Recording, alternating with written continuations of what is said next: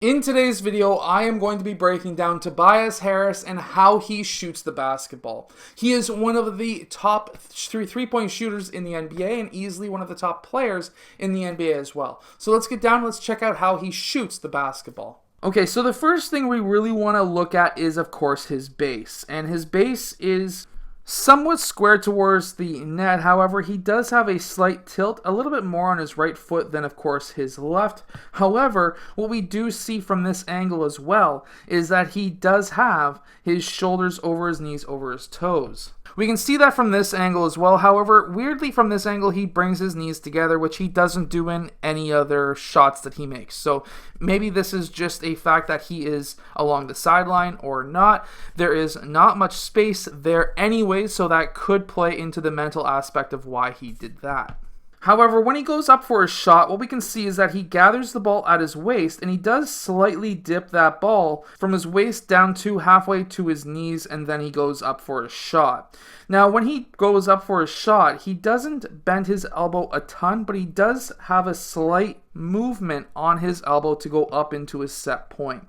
Something else that we do see is that he really does put his waist, his hips, into this shot to get up into his shot and into his shooting form.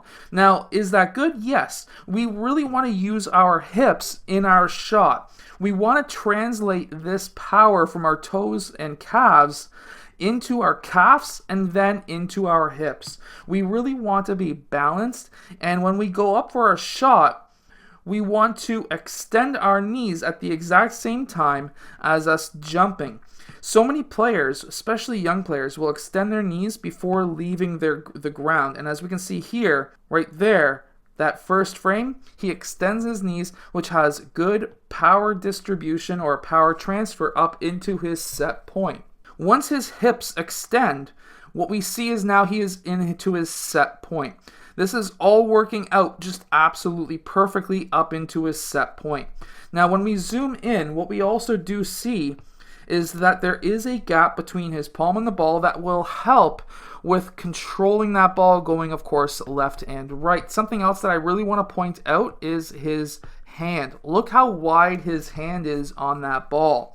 Now, we can see here that he's actually starting to release that ball when he starts to lift the ball up into his set point. He doesn't have a thumb flick like Curry and, of course, Kyrie Irving and some of those other players. The reason why you wouldn't want to shoot with a thumb flick is because for some players, it will decrease the backspin on the ball and arc as well. However, we can also see from this angle that his shoulder and elbow are in line with the basketball net, and we can also see that the ball, or at least half the ball, is over top of his shooting arm. That's the shoulder to elbow area. As long as that ball is in line, at least half or more of that ball is in line with that arm, you're going to have an extremely highly percentage shot. When he goes to release that ball, we can see that he has a 3-finger release, ring, middle, and pointer finger. And then if we count the rotations on that shot, if we watch that first Spalding symbol, that's one full rotation there, and then we can kind of see 2.5 rotations on that shot. You want to have a minimum 2.5 rotations on your shot to have it land softly on that rim. In case it does land on that rim, it has a higher chance of bouncing around and potentially going in. I really also want to point out that he is up on his toes. That will allow you to get up into your shot much faster.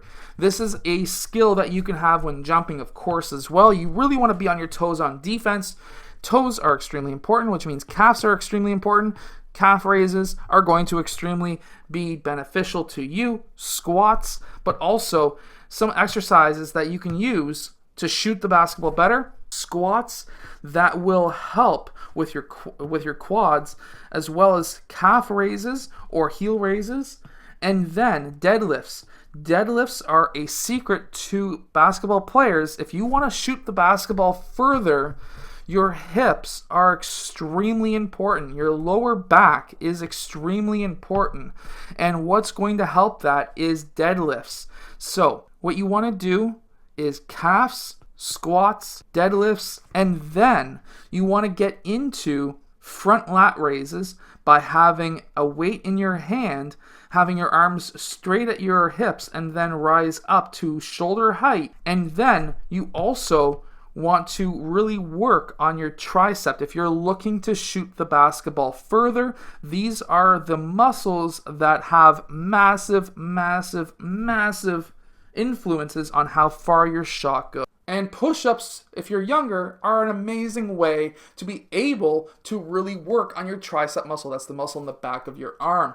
So if you're younger and you want to shoot the ball further, push-ups, squats, and deadlifts when you're a bit older, squats, push-ups, and of course pull-ups are going to be massive. Whatever you do on the front of your body, you want to do on the back. So for example, if you're doing bench press, you want to do back pulls. If you're doing push-ups, you want to do, of course, chin-ups, things like that. And that's going to really help you become a better shooter in basketball. I hope that this video helps you shoot the basketball better. If it does, hit that like button and subscribe, and I'll see you guys again next time.